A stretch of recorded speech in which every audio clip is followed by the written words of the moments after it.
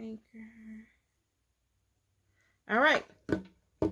Hi guys, welcome back to another video. This is Defining This Thing with me and her, Ian and Patrice. So today we're back for another episode and we're talking about why are you talking like that? Infertility. Boom, boom, boom, boom.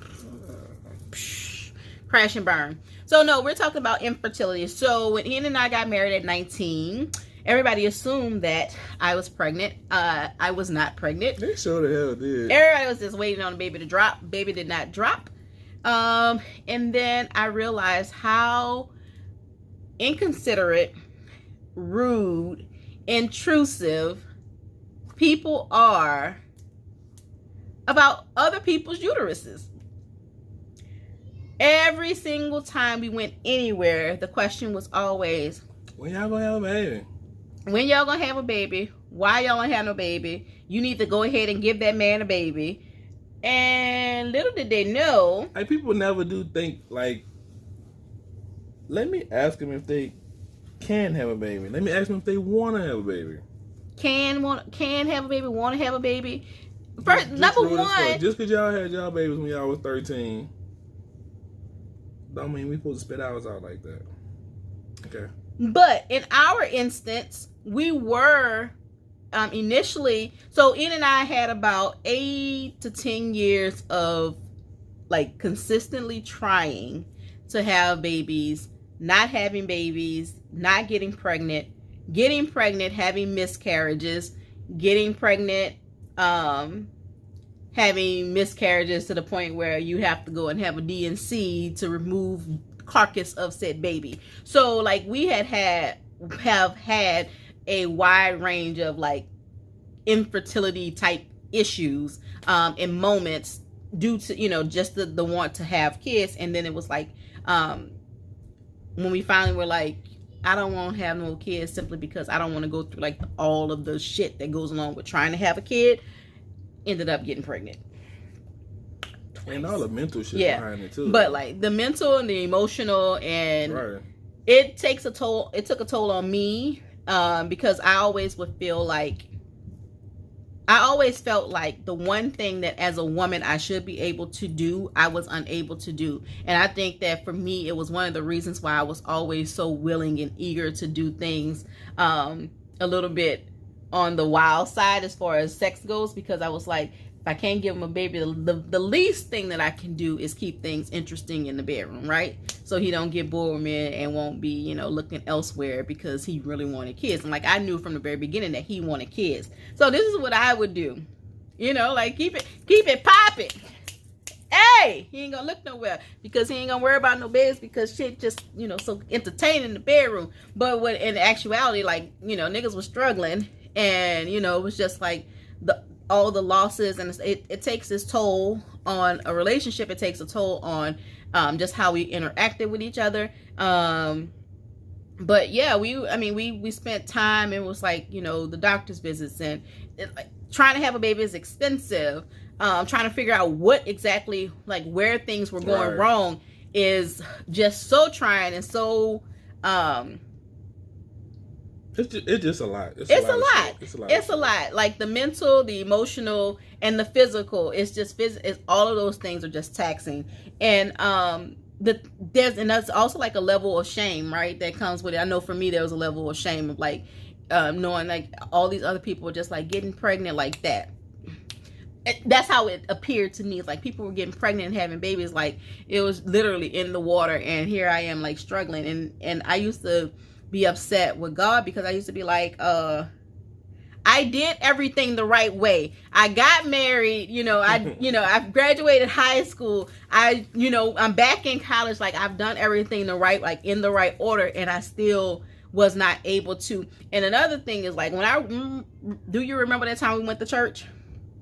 And the pastor was like, special prayer. The Lord had dropped this anointing in my spirit. And he called up couples who had been trying to have a baby and had not been able to have a baby. And he did a special prayer for everybody. And he was like, by the end of this year, y'all will be pregnant. And everybody else who was on the stage, by the end of that year, they were pregnant and we were not.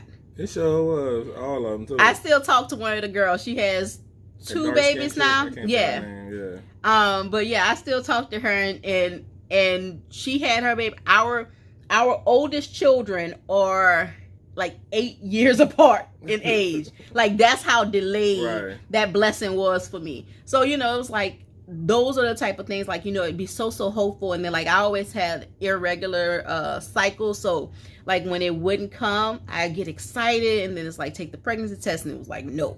And or take the pregnancy test, and it's like a yes. And then, you know, you call, you make the doctor's appointment, and by the time I get to the doctor, the numbers would already be declining. And it's just like, or it's a lot, yeah. I'd have the miscarriage at home, and I know what it was because of previous ones, and it was just like, dude, I'm not even gonna tell him about this one. You know, just suck it up and deal with it, because all that's gonna do is make him feel whatever kind of way, and I'll just deal with it.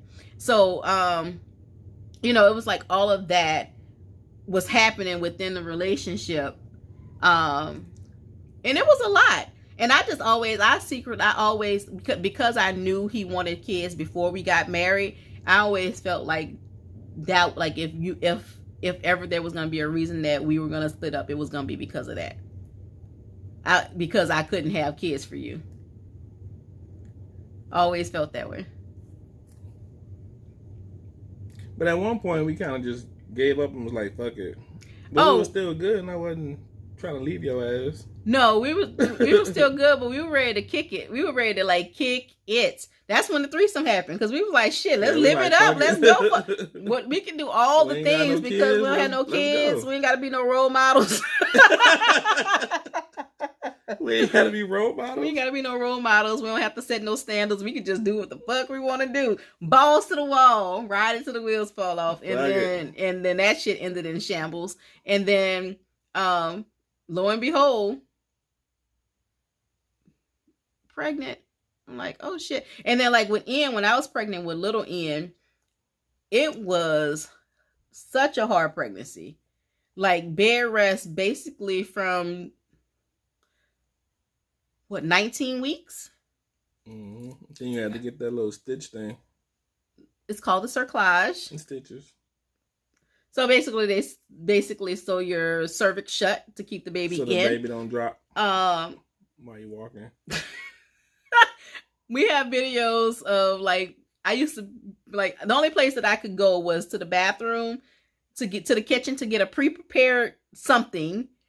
Because you wasn't supposed to be on her feet that long. Into the bed, into the sofa. Like, basically, I had like 10 minutes on my feet. You better do it and do it fast. Like, I couldn't be up. And where would you be? So when we'd have doctor's appointment, that was like freedom. Let me out the house, get to go to the doctor. And then I go to the doctor, and I used to be like, Ian, can we please go to Target? Like, bro, you know you ain't supposed to be in no goddamn stores. Like, it was one of those situations where it was like, you not supposed to, like, full pelvic rest, like, not supposed to be standing up. So I used to go, and I used to be like, I'm gonna sit in the little wheelchair thing, and I used to get in that little buggy, and that was like, when I say the highlight of my week, the highlight. And I went to the doctor. I had ultrasounds weekly. So every week I used to be like looking forward to, like, oh my God, I get to see people, I get to talk to people, and I mean, highlight. And I still only made it to 31 weeks with him. Like, it still was like tragic. How many weeks supposed to be? 40. Oh, okay. Yeah. And then with Eli, because of the history, like, once I made it, you know, past that safe window, they went ahead and did the cerclage. So, you know, he ain't coming out. Like, that's one thing that he wasn't gonna do. He wasn't gonna come out early. But I was on strict pelvic rest. So I was still able to go to work. I had the nurse that would come out and give me injections every week of progesterone to kind of make sure my cervix stays strong and tight. But I was on strict pelvic rest. Like, strict. So how long did we go without sex? Pretty much the whole time, like, from the moment we found out. Damn now. So about 8 months. For a pregnancy. Long time. Long time, Lord. Long time. But we wasn't able to have sex with Lil Ian either, but I feel like it was worse. But that was kind of, yeah. It was worse with, I think like the thought, because I had to be physically bound to a bed, like bed or sofa, like horizontal. I think the not having sex was easier because like I'm physically and visibly can't do anything. But with Eli, I was up immobile. Right. I just could not. You had all kind of restrictions and shit. She's like, Dr. Lamoy was like I go to the doctor and she'll be telling me, strict pelvic. I'm like, fuck you looking at me if I ain't pregnant. Shit, tell her that. All right, but listen, I don't know if you know this or not. So I was horny. So I was like, strict pelvic rest. Okay, that means we ain't having sex. Got it. Good. Whatever. But she didn't tell me I couldn't masturbate. Ooh, had an orgasm. It was the worst thing I had ever done in my entire fucking life. When I tell you it hurt so goddamn bad. And I quickly learned that by strict pelvic rest, that means strict pelvic rest. That means you're gonna learn to listen one day. That means strict pelvic rest. I learned. I'll never do it again. It was the worst experience in my entire whole life. Pain. Where it should have been pleasure. It was painful. So I was like, I'll never do that again. Ever. But yeah, that was probably the longest time that was the longest time we've ever been without sex. Mm-hmm. I mean. For a pregnancy. To get the babies here. Pregnancy. For both of them.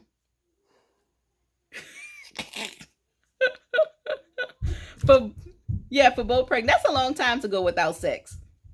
For people that have sex often. Yeah, that was a long time. It was pretty challenging. It's amazing to me how many married people have sex like fucking once a month type shit. Yeah. A lot of people don't have a lot of sex. Like, why? It's sad. But a lot of people also have. So yeah, a lot of people also have what? So yeah, but that was definitely the longest time that we had ever had to be without sex, because like even when we're mad with each other, we'll still have sex. Yeah. But like the infertility, that was a struggle. But and people, like just the fact, like people would just come and people just randomly, and we used to like at first we'd be like, oh, we just having no. Or then like once I realized that there was a problem, I used to, be like, oh no, we're not having no babies. We don't want no babies. We want, like just basically, we don't want none. And then they'll stop asking us. But it still didn't stop. And then, it was just like this whole list of like medical issues. And people were just so rude. It was just always about, you need to have a baby. Your sister's having babies. You need to be having a baby. Right. Or I remember that one time, when we was trying to help my sister out and took my little nephew. And we had him all set up. And they called the police on me. Call the police, so we call the police. And I remember my grandma saying, if you want your own baby, you need to have your own baby. I was like, whoop, you don't ever have to worry about me taking none of this girl's children again. I'm like, we trying to help y'all. This ain't got shit to do with me wanting somebody else's kid. I'm like, shit, I was trying to give her a break because she was so young when she had him and trying to give her a chance. But I was like, woo, shit, I know. It's like, you ain't never got to worry about me. I was like, I don't want to raise somebody else's kids no damn way. At all. Trying to help your ass out. But that was definitely a really interesting time, because it was just like ongoing, always kind of like lingering in the back of our minds. And like now we have these two little boys who I'm like, both of them are little miracle babies. Mm-hmm. They both are. In NICU, how long? Like Ian did 6 weeks in the NICU. He had a heart condition when he was born. Mm-hmm. So, it's like little things so like even that. After the baby was born, it was all kind of stuff. Yeah. Yep. And then we didn't have any help. How some people like, mamas move in and stuff like that. It was just pretty much us figuring it out in the internet. You can learn everything on YouTube. What did you learn on YouTube from the baby?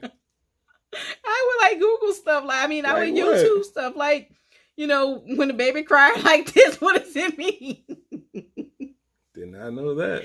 I did not know YouTube raised my baby. Listen. Wow. You can learn everything between YouTube and Pinterest. I had it all together. Solved it all. But there's definitely a lot. I feel like people need to be a lot more sensitive and stop asking people about what's going on in their uterus. What's happening in my uterus is none of your damn business. We can end this vlog, end it here. I'm just saying. Attitude and all. Huh? With the attitude and all. Because people you don't know. Like, people stop asking. Fuck, though. Yeah. Stop asking women what the fuck is happening with their uterus. If they want to share, they will share. What's taking you so long to have a baby?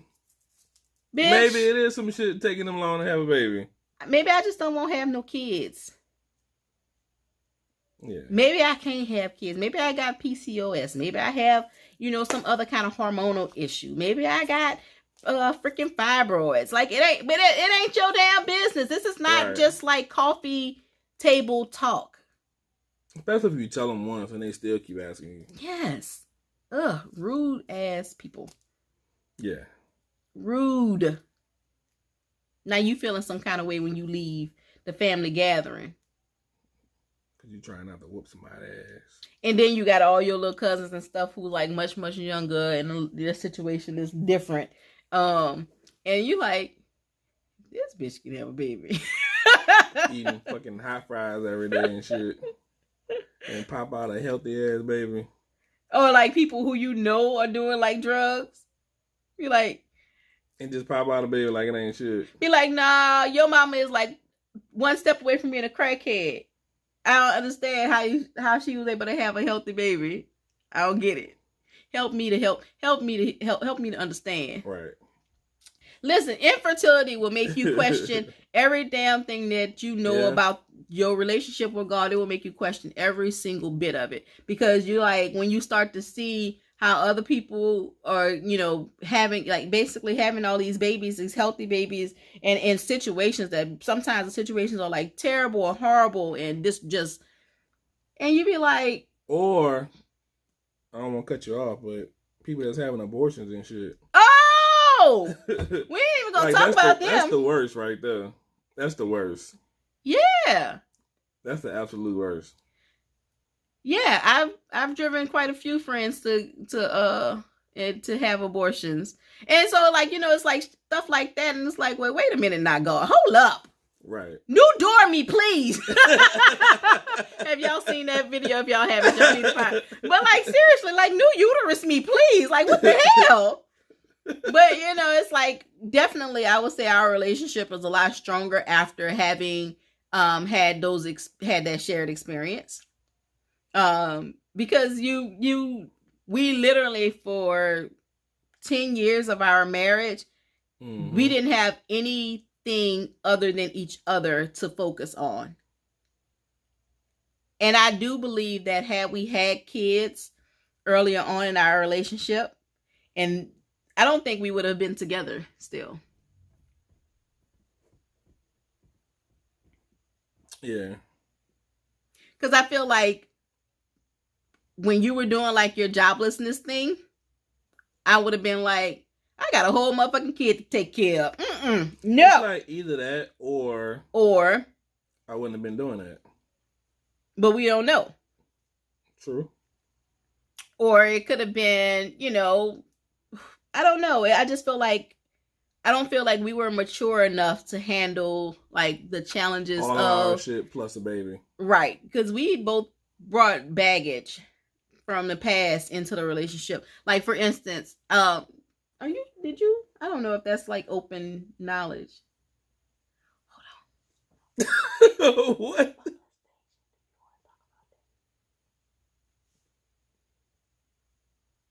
Like another one. Okay. We'll talk about it in another video. Yeah, we both had baggage.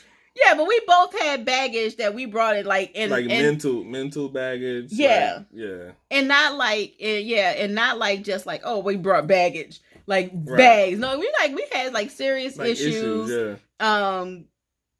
From our upbringings, and so like we had all these things that we were dealing with, and I don't think that we would have been strong enough to do that and raise kids, you know.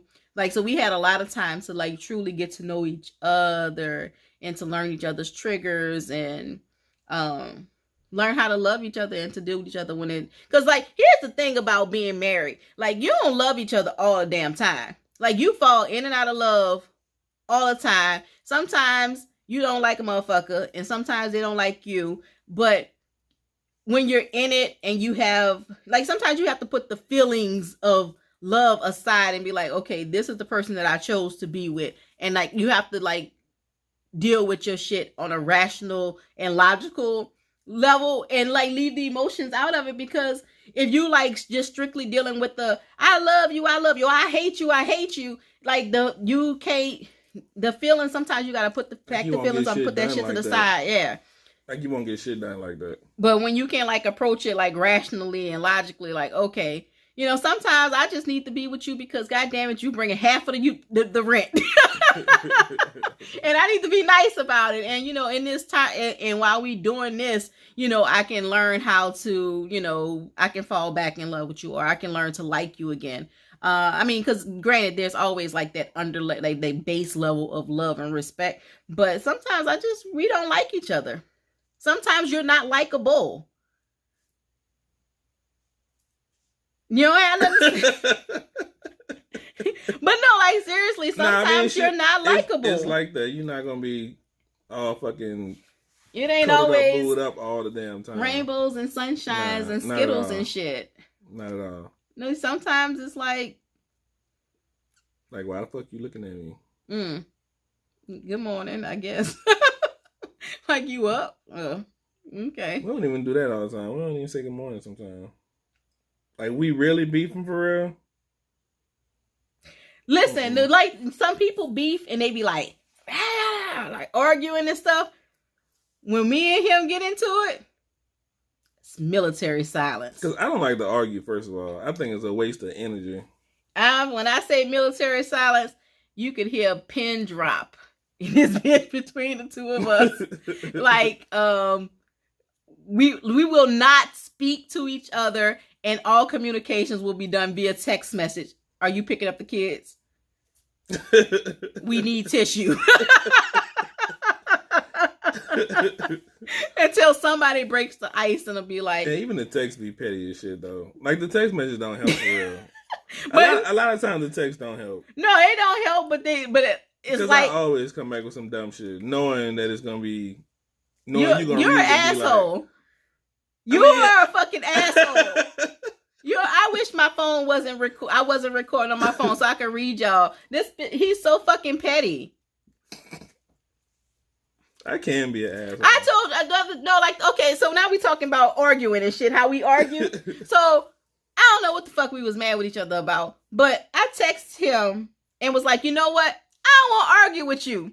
Now, granted, we don't argue like, it just be like silence.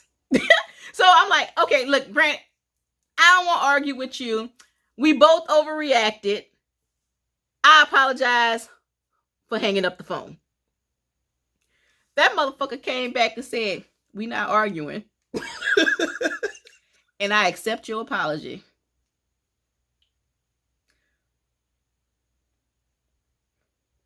So, motherfucker, you trying to say you ain't did shit? Oh, okay, I get it. I got it. He's an asshole. He's an asshole. And then I was like, so you're not going to apologize? That bitch came back. I apologize. Period.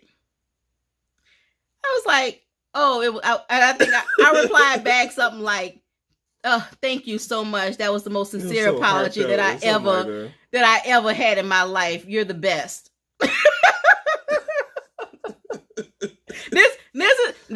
That was like nuck if you buck type argument. We don't it ain't like shouting matches and like going back and forth, but it's like that military silence, like, bitch, I ain't saying shit to you. he could go in the refrigerator and be like, and I want some out the refrigerator. I'm gonna stand there and wait till he get what he wants, close the door, and leave the kitchen. Then I'm gonna go in and get my little water. Now normally I'd be like, babe, hand me a water, hand me a this, hand me that. I will not speak to him, and he will not speak to me. Yeah. Everybody go their own corners. But this is also a learned behavior, because when we do that, it allows us to just chill out, because like when we force each other to talk, it goes bad. And that's what you be trying to do all the time. Like we be heated. We need to go talk about it. Because I'm going to say some shit that's going to have you pissed off even more. Because I'm not ready to settle the argument yet. And isn't that crazy how you don't want to settle the argument? Like, sometimes, like, oh, it takes you, I'm sorry. Okay, we keep it pushing. But you just don't want to. Ego. It's bullshit. They have the time to be dumb shit anyway. Yeah, we don't. I can't tell you the last time we have had like a bad argument where I can't even recall. Like the last time I remember arguing with you would have probably been after I found out about you cheating. Like I don't remember anything like after that was like I can't, but I mean, and that's not, again, like I said, that's not to say we don't get into it. We do. But the way that we get into it is just like silence. We've been out with other people and have been so mad with each other. And then it's like, with everybody else, it's like, yeah, da, da, da, da. Yeah, girl. Yeah, it's kind of messed up. You should fix that. Something wrong with your finger. Fuck you, boy. So, but yeah, so I don't know how we even got on to that, but right. Yeah. So that's how we argue. By not but arguing. We don't do that often though. No, I don't know. We bicker a lot, but we don't like get pissed off to that point where we silent like that though. This past week it was like that though. It just seemed like everything was just like setting us off. Like I was irritable. Setting us off? Us. No. Us. You was tripping this week. I was irritable. You was tripping this week. And he was not my favorite person. Like, just leave. Go somewhere. Do something. Leave me alone. Yeah. But no, so this has been a infertility. People, mind your business. Stop asking people, women, right, when you're gonna have a baby. It ain't your business, number one. And number two, it ain't your goddamn business. And I don't know.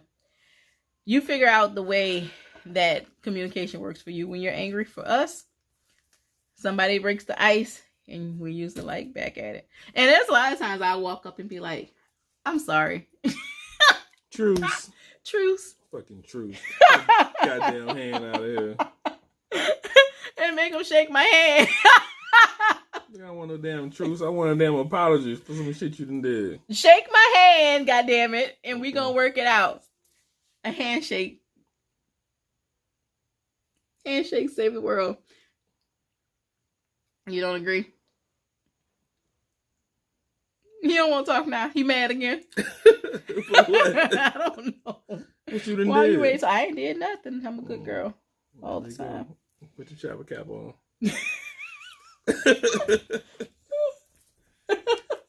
There we go. First giving honor to God. First giving honor to God. Second to the pastor. If y'all haven't seen that video, you gotta go watch it. First giving honor to God. Second to the pastor. Third to the members, visitors, visiting something, and something visiting friends. Golly, what is it to say? I have had sex with my boyfriend today, and I'm here at church. Yeah. Oh. Go watch that church video. I mean, yeah, we talked about church on the last episode. All right, y'all. Thanks for watching this video. If you haven't watched any of our previous videos, they are all available on YouTube. We're also available on podcasts everywhere except for Apple Podcasts at the moment, and we will let you guys know. We're on Instagram, YouTube, and podcasts at Defining This Thing. All right, we'll catch you guys on the next video. Bye. Peace.